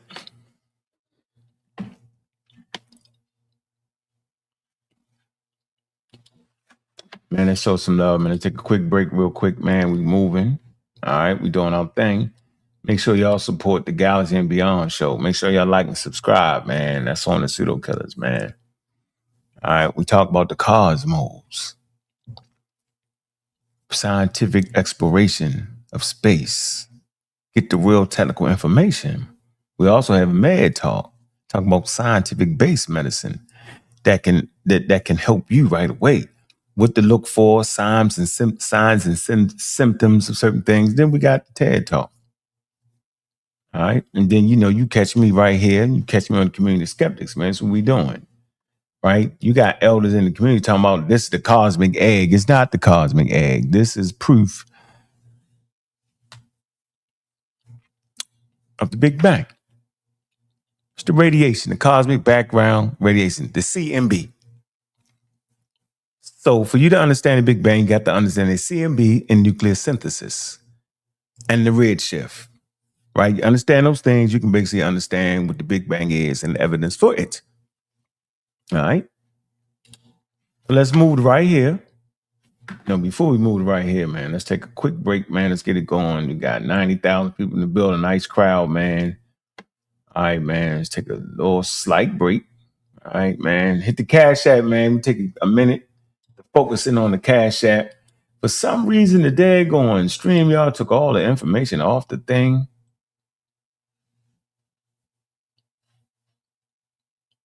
What did he say? The Bible existed before American states were a thing. The ignorance is off the hook. Oh, man. That's funny, yo. Funny. Man, hit the Cash App, man. So some love, man. Drop the Cash App link in there. Moderators, man, put the Cash App link in there, man. See where we at with it. Before we get into this next phase, so I can drop the link, man, so y'all can start having fun, man. You know how y'all do, right? We in there battling. Y'all get up on this panel and battle in a minute, ain't y'all? I don't know why. I don't need to. Man, hit the Cash App, man. Like and subscribe, man. Hit the like button to keep us in the algorithm, man. All right. All right. What I would like to talk about now. Come on, man. What are you doing? What I would like to talk about now is the indigenousness of Egypt. Now, I know I've been talking for a minute here. So which one do I want to choose? Do I want to talk about the ancient Egyptian indigenous Northeast African or Mediterranean culture? All right. Right? Or should I talk about when museums started naming Egyptians as Africans? A scholarly timeline with sources. Y'all want presentation 1 or 2? It's going to be 7 slides. Which one y'all want? 7 slides. I'm going to drop the link, man. But show some support in that Cash App, dog. Super chat. We got 1 super chat. Man, in super chat, y'all go to Community Skeptics and hit the super chat. Hit the super chat. All right. Mm-hmm. Mm-hmm.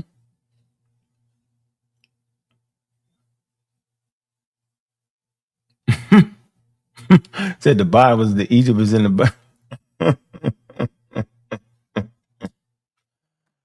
All right, here we go. We rolling. I keep doing that. God damn, man. All right. I don't know what this is. What is that? All right, we rolling. Let's go. Now, here we go. Now, for me, and all the experts that I heard talk about Nile Valley culture, they said it was indigenous Northeast African culture. And it's an indigenous Northeast African culture because you can go to daggone, you can just go straight to Britannica. Go to Britannica. It's Britannica. I know y'all don't read encyclopedias. It's the ancient Egyptian civilization in Northeast Africa that dates from the 4th millennium BCE. Northeast Africa. And here you go, Northeast Africa. Come on, man. That's why I call Northeast, and you got to say it's Northeast Africa. And I won't let you play with it no other kind of way. Northeast Africa. Yeah, like, look, introduction to ancient Egyptian civilization. Like, ancient Egypt can be thought of as an oasis in the desert of Northeast Africa, depending on annual inundation of the Nile River to support agriculture populations. The country's chief wealth came from the fertile floodplains in the Nile Valley, where the river flowed between the bands of limestone hills that's in Nubia and the Nile Delta, in which fans into several branches of north of the present-day Cairo, y'all. North Africa, encyclopedia. Don't let the scammers trick you. There you have it. Sourced up immediately. All right, so here we go. We doing it. Let's go. We in and out. Dual identity. Ancient Egypt is best classified. Let me make sure I got this big enough so y'all can see it. Hold on.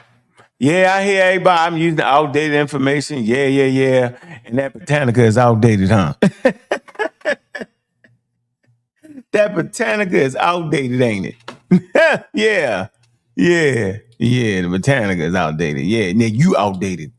Bet you I make you famous. Hit the button. Get up here, hit that link, and get up here and talk. Ancient Egypt is best classified as an indigenous Northeast African Nile Valley civilization. It also participated in the Eastern Mediterranean interacting zones, especially through trade, diplomacy, and late rule, but was not culturally Mediterranean like Greece and Rome.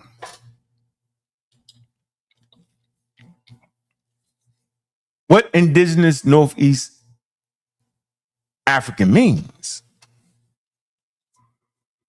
Formed locally within Northeast Africa, primarily the Nile Valley, through long-term cultural development between 3100 BCE. Core ecological setting was the Nile floodplain, agriculture, river transport, desert edges, and seasonal cycles. Early cultural sequences include pre-dynastic and early dynastic developments. Upper and Lower Egypt. Roots, pre-dynastic Nile Valley cultures. Agriculture, evidence from pre-dynastic and early dynastic periods like Badari, Nakata cultures show local formation in the Nile Valley. These developments predate classical Greece, Rome by millennium, demonstrating internal evolutionary path, meaning within the land, within Northeast Africa. Why not Mediterranean like Greece or Rome?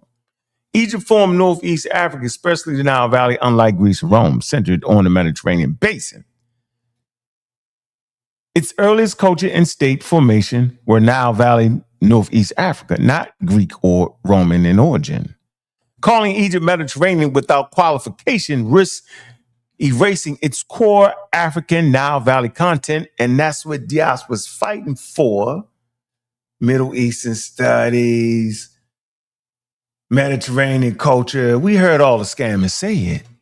It's a better phrase is Nile Valley, Northeast African with the Mediterranean connections. Told a couple pseudos that. They argued me down. Egypt's Mediterranean interaction. Northern Egypt and the Delta connected to the Eastern Mediterranean, flourishing trade and settlement with the Greeks, Phoenicians, Cyprus occurred with coastal cities. These actually served as vital gateways. Ancient Egypt, a nexus of worlds, core development setting, Nile Valley, Northeast African world, long-term African interaction zones, Sahara and Nubia, Sudan, diplomacy, trade, migration, Levant, Near East, coastal trade, Greek settlement, Rome.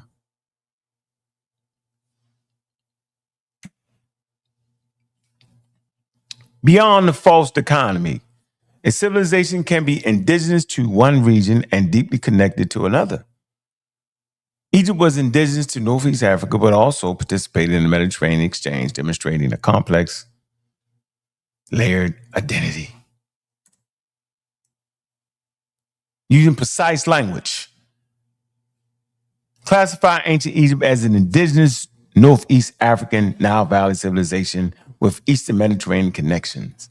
Avoid stating Egypt was just Mediterranean like Greece and Rome or had nothing to do with the Mediterranean.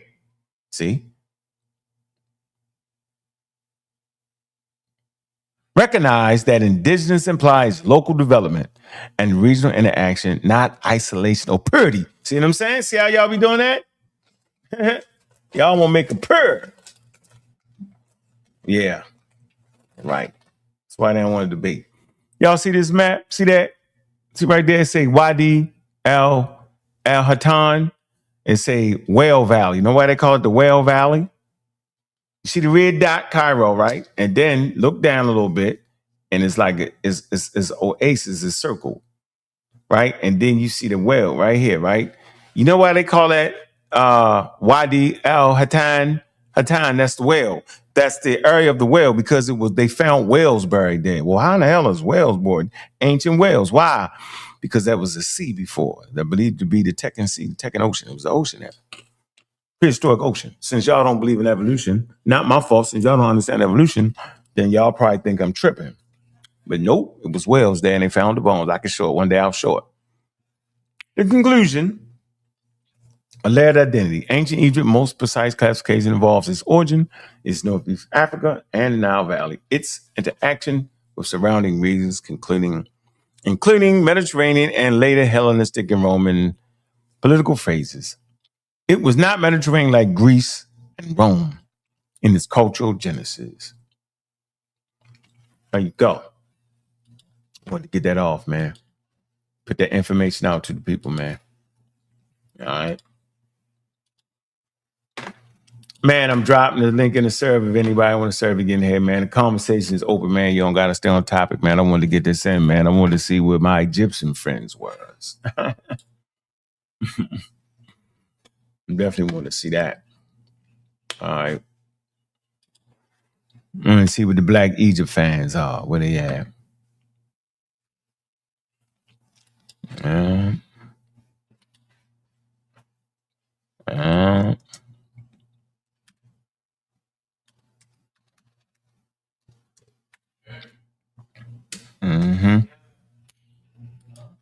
I'll drop the link. Anybody want to get on here, have that conversation, talk that talk. Yo, talk that talk, man. It's open, man. Hit the Cash App, show some love, man. Like and subscribe to the community Skeptics, man. It's important, yo.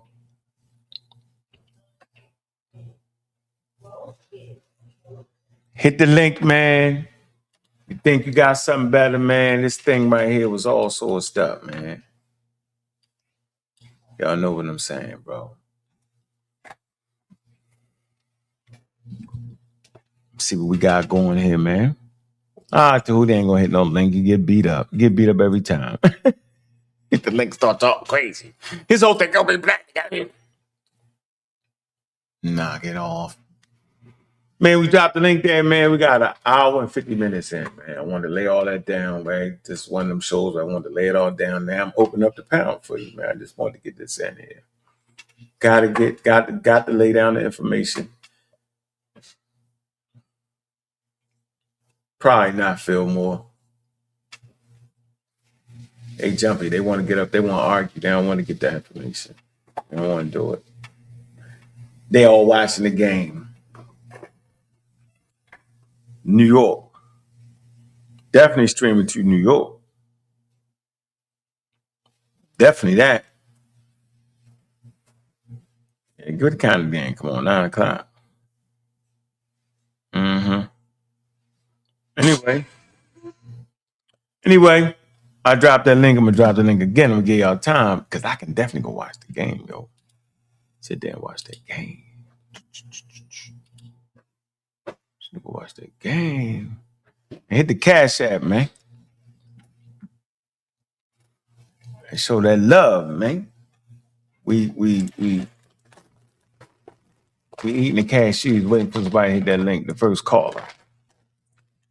Where you at?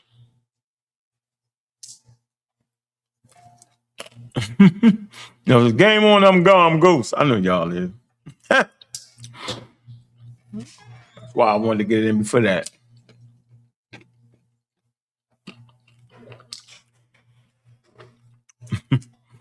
What y'all talking about? I know y'all ain't talking no high run America. What is going on? What is going on? Anyway, eat these last couple cashews.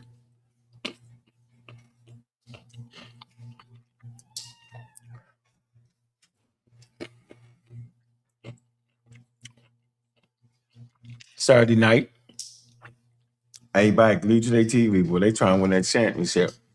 They trying New York on, they gonna burn New York down. Wait. You're what?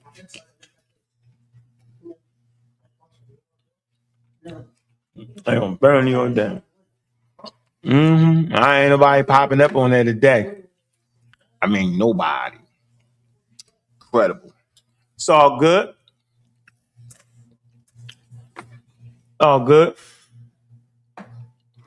You in there? You say I was literally born an ass one. M. Hey, don't argue with the African Americans, yo. What you say? You say I know better than Dr. Bennett. Yeah, I do. I do. Don't hate me, hate the game. I definitely know better than Dr. Bennett and them. I do. Sure do. Yep. In an arrogant way, I think they be proud of me. Trust me, yo. I know more than Dr. Bennett.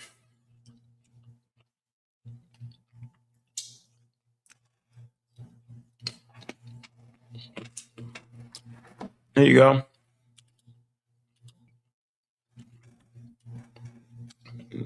Since y'all think the slaughter gonna be happening, there you go. The debate, Reggie versus Jabari. Y'all go see it live. Harlem, 2275, 3rd Ave, Harlem, New York. Also catch that Zoom donation, $40, one of them. Stop being cheap. The pseudos be having lectures for $100. Y'all pay for that. Y'all don't pay y'all phone bill and go that. Go get the debate, man. Harlan, where you at? You running? Running from Chuck Morgan? You definitely doing that. For sure. No, you running. Or make up something that they get beat up. Chuck gonna beat the brakes off them. I can't wait till they schedule that. I'm gonna be right in the building laughing. For real. All day, every day.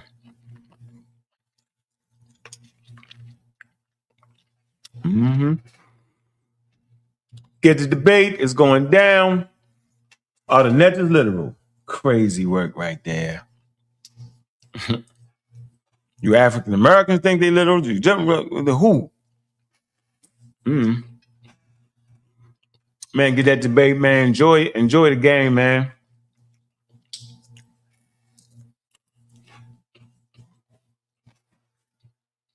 Game is coming on. They're gonna be getting it in. I think it probably started at 9, right?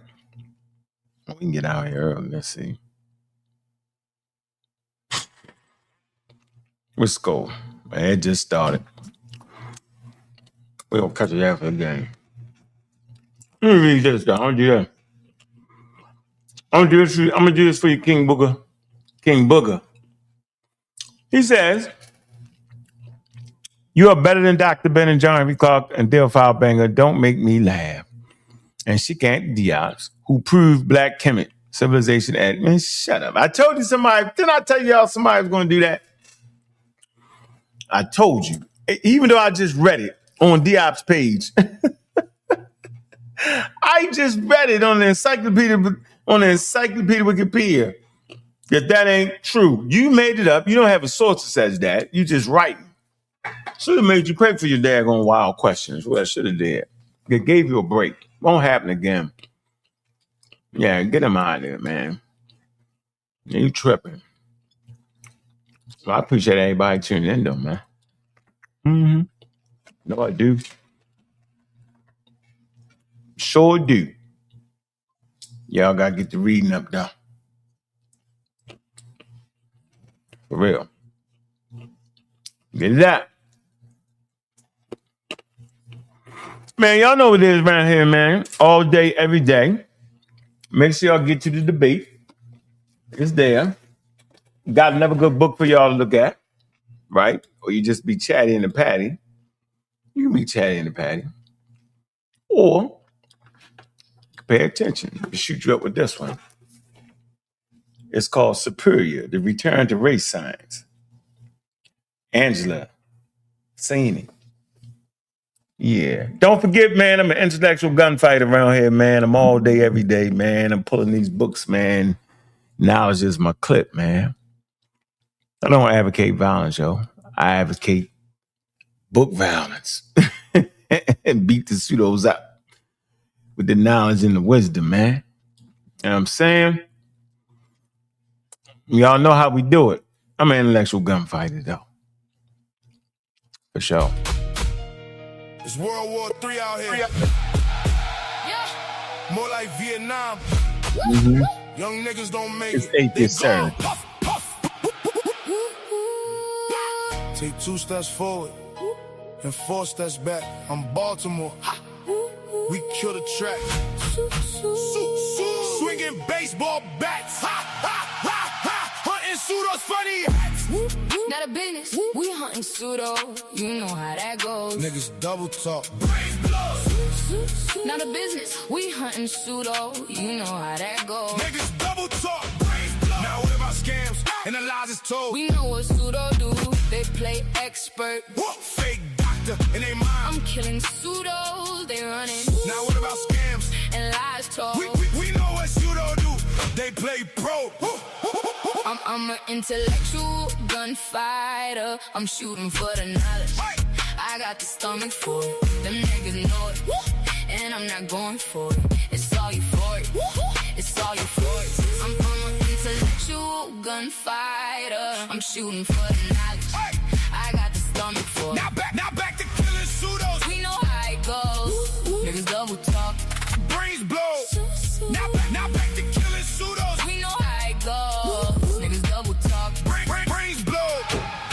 They talk foolish shit. They shooting from the hip. I've been pulled out the blick. I'm quick, Michael Vick. My talk stay slick. I'm loud on the mic. Stay focused for the people. They talk foolish shit. They shooting from the hip. My talk stay slick. I'm loud on the mic. I'm loud on the mic. Stay focused for the people. Back to the business. Clips full of knowledge. Shooting hollow tips. Ready equipped. Shooting with aim. You shooting from the hip. Pseudo stay crashing. I'm Lamar Action Jackson. I'm basking. Running in between the raindrops. Knowledge. We hunting pseudo. We hunting pseudo. Man, I'm basking.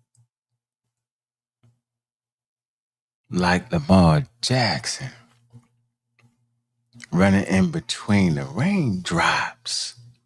The pseudos just don't stop. The issue is, man, y'all ninjas can't read. those niggas couldn't read when they couldn't understand would have as did alongside him purely. Misreading paragraphs and sentence structures.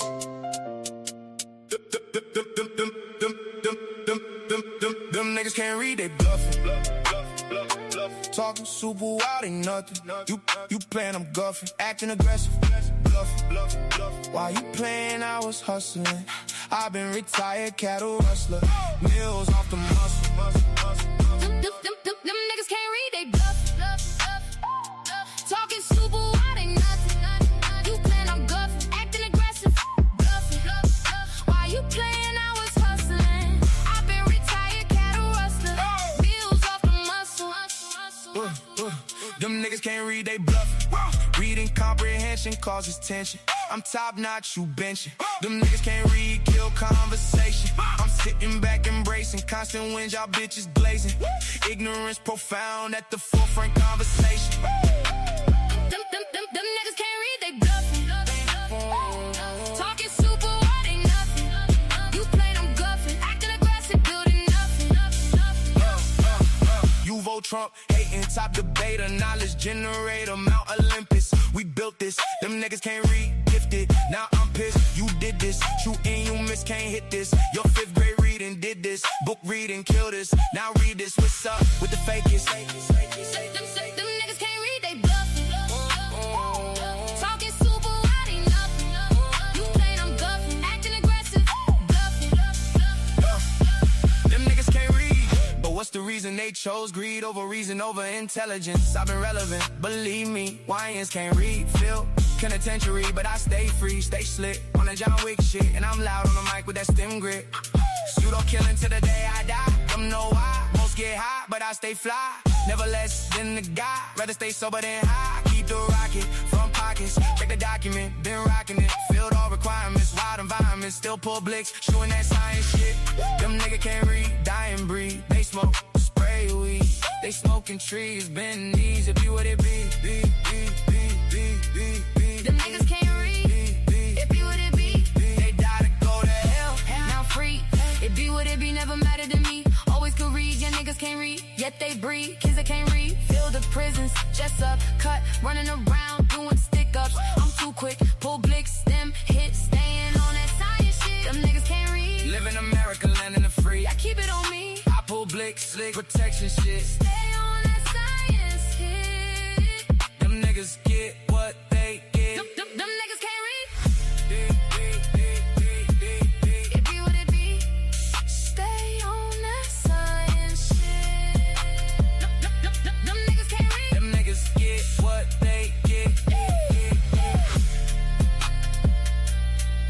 It be what it be. Stay on that science shit. Them niggas can't read. It be what it be. Stay on that science shit.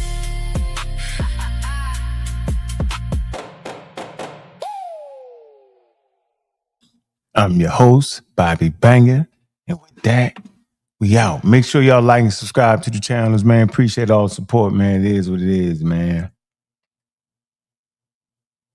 Peace.